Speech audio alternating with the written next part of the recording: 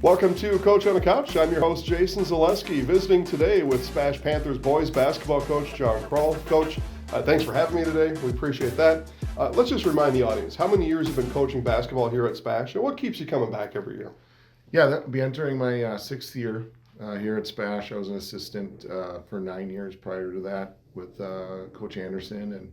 And just the kids in this school, it's there's a lot of pride in all sports in this. And when it comes to our basketball program here, there's a lot of pride in it, a lot of success that we've had. And, just the challenge of knowing there's a high bar, a high standard here, that challenge every year that you get to go through with your coaching staff and the kids on your team. And it's a fun process to go through when you have a good group of coaches and kids, and it's fun. It brings you back. In high school sports, being a senior is kind of the culmination of the whole experience in high school. With that, your senior in sports is always a special one. Just, you can, let's say individually or as a group, but just tell us what last year's group of seniors meant to your program. Yeah, for sure. We've been building for many years here now, and when you jump into this role after the success that was prior, when Coach Anderson was here, it's big shoes, for coaching staff and players. And this last year's group, senior class, really stepped into different roles, I think, and knew what we were trying to build here. And, with injuries and stuff like that, had to play different roles. Never once bucked at it, and they just said, all right, that's what's got to happen. And they started building it. They could see what was coming, down the road, maybe not in last year. I thought we took a bunch of steps last year, and without them, we don't do that. Yeah. So great kids to coach. Wish you had more than 4 years with kids, but not so much when it comes into high school sports. But a great group that really set a good foundation going forward. Yeah, the team was fun to watch last year. At the end of the year, there's only one team standing at the end. Yours was not that one, as it turned out, but I had a lot of fun watching you guys play. One of those guys played last year, Grant Shonana, your leading scorer, coming back this year. So now as we transition into this year's season, what's it like having that kind of luxury? Your leading scorer coming back, and as a junior, you've got more time to help Grant grow in his game. Yeah, for sure. And Grant last year definitely needed to take steps, and he did. His game grew a ton, and to be able to do that as a sophomore and then have the numbers in the season that he had, knowing we have 2 more with him, sets a great foundation, a piece that we can build around with a lot of different pieces. And teams change from year to year on stuff, but when you have that solid foundation that Grant gives us on the offense and defensive end, we can work in a lot of different directions with a lot of different type of players. And, it's just building in that, kind of molding them together and building that rhythm. He had an outstanding year last year, Grant did, and we're expecting, a lot from him this year to take more steps going forward, never be satisfied. And, but I think this year now we have some pieces that can work well with him on the offensive end. So we're excited. Mentioned last year's group of seniors. Of course, kids were juniors last year. They're seniors this year. What is your expectation out of a senior on your team? Sure. Being a leader, you've been part of this program. We have a couple seniors that have been, but weren't necessarily last year, with a transfer with Nick Fox playing only JV last year. Amon Konopaki didn't play last year. But then there's, Noah Marski, he a great athlete, 3-sport athlete, works hard, has been part of this program for a long time, knows what it takes. And that's what their role kind of is to hand that down to the next generation. We talk to the senior class each year. It's like, you came into this program and it was a certain way. Your goal should be to make the program better before you leave. And I think this group's definitely following in last year's seniors' footsteps and trying to grow this program. In game with those seniors, are you expecting them to carry on kind of your part of it, coaching on the floor, rather than maybe having to spend a timeout? Is that part of their role? No, for sure. I mean, I would say um, some are just naturally able to do that. Control games. With a transfer coming in with Carter Combs being a senior, his dad's been a coach. He's been the knowledge of the game in his mind is seen differently than maybe somebody not in a parent or in who's a coach and has been around the game as long as he has. Um, that type of stuff to be able to hand it on to the next generation of our players and stuff for sure. And it's a unique situation this year with him coming in as a senior, 1 year with this group, and so far it's been off really well, and we found good rhythm and been accepted. He's a good kid. The kids see, I think, as a whole, what he brings to this team, offensively, defensively, and his knowledge to be able to pass on to the next point guards in our program. Coach, I'm going to ask you to mention a couple names, and I'm going to turn to the camera and say, sometimes in a situation like this, the camera, the lights, we forget about certain names. Yeah. If that happens, come at me. Don't come at Coach. Who are, as the season goes on, who are maybe one or two of those guys that maybe we didn't see last year or new to the program this year that you think have a chance to make an impact? People we're going to get to know about during the season. Sure. I feel we have a few of them this year because just based off the situations that were last year. Having Carter Combs come in this year as a transfer, his introduction into this program has been great, and what we just talked about, his knowledge and everything like that. Nick Fox being eligible to play this year on varsity as a senior. This is kind of his first go around at the varsity level, and then what he's had to deal with through the off season of being in a horrible car accident and overcoming that, not sure what his future is going to be, anything sports wise, and now here every day, those stories are fun to see. And then injury wise, last year Baraka was playing a lot as a freshman. I think he was starting towards the end of his freshman year. Had a knee surgery, didn't play a single second for us as a sophomore. And introducing him now into the rotation and stuff. So we've had a lot of moving parts. I think it's probably been better this year that we've had 3 or 4 new pieces instead of just 1 or 2. It's just, we're brand new. Let's remold this thing. But those are kind of the new faces on this program that I feel can really elevate this program, take some steps this year, and continue to build. As we sit here today, a couple weeks into practice, you've even had one game, but thinking about practice, how have things developed there, and has anything kind of surprised you, maybe even exceeded your expectations these first couple weeks? Yeah, I think our practices so far have been really good, very competitive. Everybody has a role in the team. Everybody's not going to have the same one, and at this level, size of school and the amount of kids that go out, there's some that you don't see on the court every night, but behind the scenes in practice, they're there competing every single day.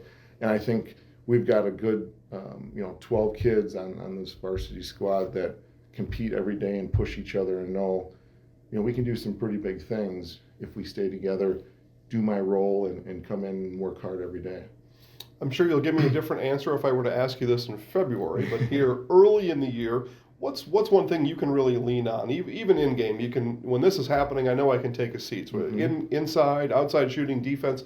What's that one thing that you can kind of lead the way with here early in the season? Yeah, we really hone in, before I was the head coach and continued on when I was. We hone in on the defensive end. We try to make that's our foundation, right? Shooting can come and go, on the road or at home or, in the very dark days of January when you kind of hit that wall. But if you can consistently play defense, you're going to be in games. And there's a lot of great offensive teams out in the state, in the teams that we're going to play. But if we can hone in and control the defensive end, we're going to give ourselves a shot each night. However our rhythm is on the offensive end, if we can stay true to who we are on the defensive end, we know each night we're going to have an opportunity. You mentioned defense. That's a calling card of the conference you participate in, and it has been since the beginning of time. It looks like, realistically speaking, it looks like a two-horse race. You and Marshfield, some of the other teams in the conference, struggling or in transition or whatever kind of label you want to put on it. But how do you see the SPASH Panthers in the Wisconsin Valley Conference this year? Yeah, I mean, it's a tough conference. People can look at it on the paper, and there might be some transitioning years, like you said, or some younger years for some teams. But it's tough to win on the road. You got to go and you got to steal games on the road, and you got to play well, and then you got to hold home court. And day in and day out, each game, I mean, you got to make sure you're bringing it. And especially if you're on paper the ones that's marked to be towards the top of the league, well, everyone's going to look to knock you off. They're going to have their A game, and some nights we aren't going to be able to have our A game. It's just you don't have it every single night, but we got to find ways to win and grind stuff out. But top to bottom, our league is it's tough. You go play on the road, and anything can really happen.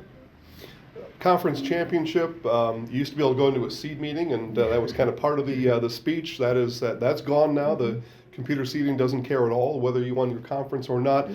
What do you and the guys though talk about as far as having that as a goal to start the year? Oh, for sure. I mean, we talk about our goals. You gotta have something at the end of the road that we're fighting for day in and day out, and that's the first checkbox, right? That's the first thing that we can get to, and there's other goals that are after that, and but we don't try to hone in on one. We just take it day by day, knowing that if we stack up all these good days in a row, we're going to give ourselves an opportunity to start checking some boxes later in the season. So we try not to look ahead, even though we all want to and need to at times, to say, why are we doing this? Why are we working, day in and out? It's for that one goal or however many goals they are down the road. But we know if we build each day, we're going to have a shot.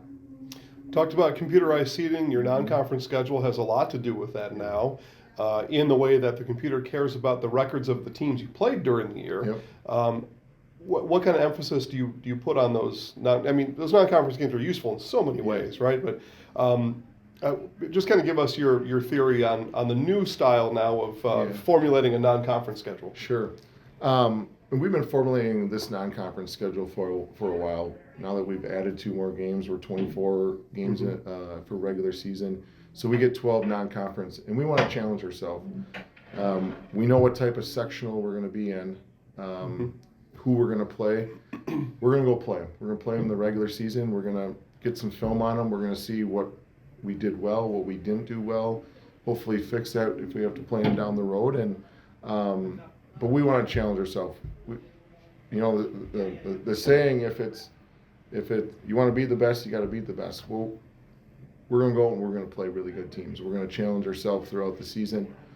So when it comes tourney time, we've been tested in a lot of different ways, and we'll hopefully build that confidence where we're ready to face up those challenges and hopefully come out on top.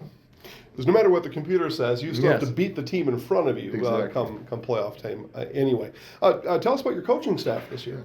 Yeah, great coaching staff. There's a ton of experience on here. To be able to get Coach Anderson back, after the career that he had here and prior at Nina and at UWSP, a lot of knowledge. I was able to be an assistant coach for him for 9 years, learned a lot. He had a great assistant coaches that you could just learn a lot from.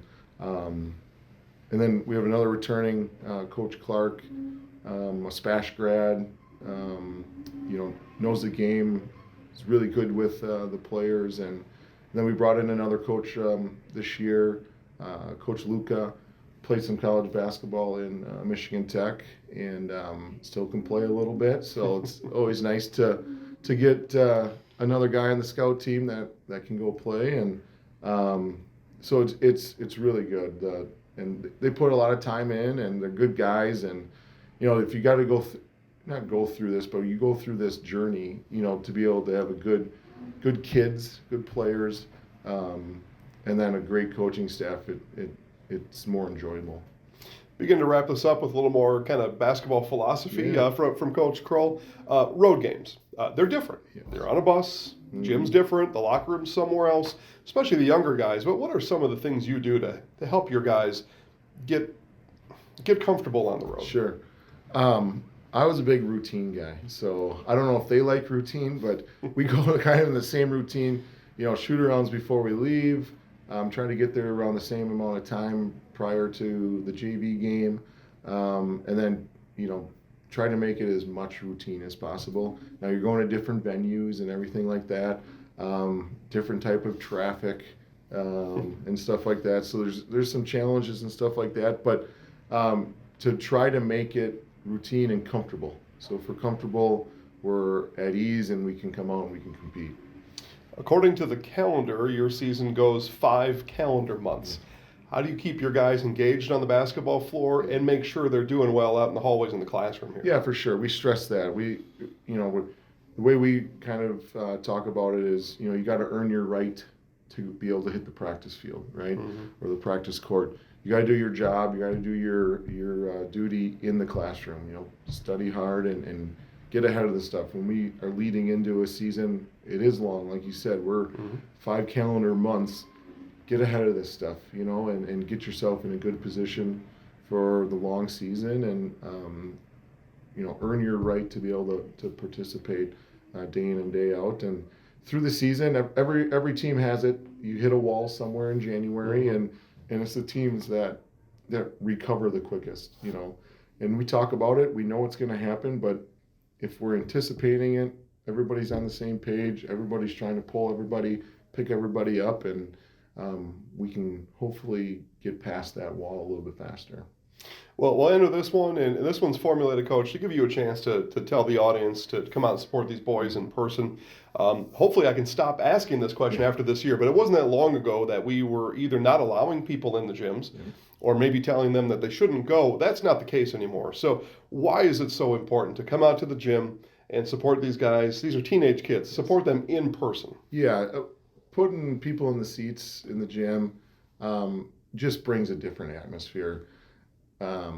When people couldn't be there, it was great to have the technology, and it's awesome for family and friends that can't make games or are in different towns or different states. It's awesome, but to see it live is different. And the energy and the atmosphere that comes with people in the stands, kids feed off of it. Like you said, they're teenage kids. To give them an atmosphere and memories that they're going to be able to think of 20 years down the road, they're thinking, man, that gym, the stories bend a little bit more as we get older. And sometimes it's, the gym was 100% full or whatever, and to have them have these memories, just by people coming to games in person, is great to see. And I love it. Like, I know the kids love it. They feed off energy. I know we're trying to build it more to get more people, more kids and people in the stands. So if you're able, get to a game, any game. Yeah, way more fun being there. Yes. Taken from both of us. Coach, we're really looking forward to the season. Best of luck this year. Thank you. There you go. Coach Jon Krull, SPASH Panthers boys basketball. More Coach on the Couch coming up next on Zaleski Sports. After a couple years of a job that doesn't fit, it's time for more money, more opportunity. That is where Mid-State Technical College comes in. Would cooking be a good fit? Try on a career in welding. Perhaps the outdoors suits you better. Or maybe helping people is a better fit. No matter your path, we've got cutting-edge classes with field-trained professionals and better tuition options, making Mid-State the perfect fit.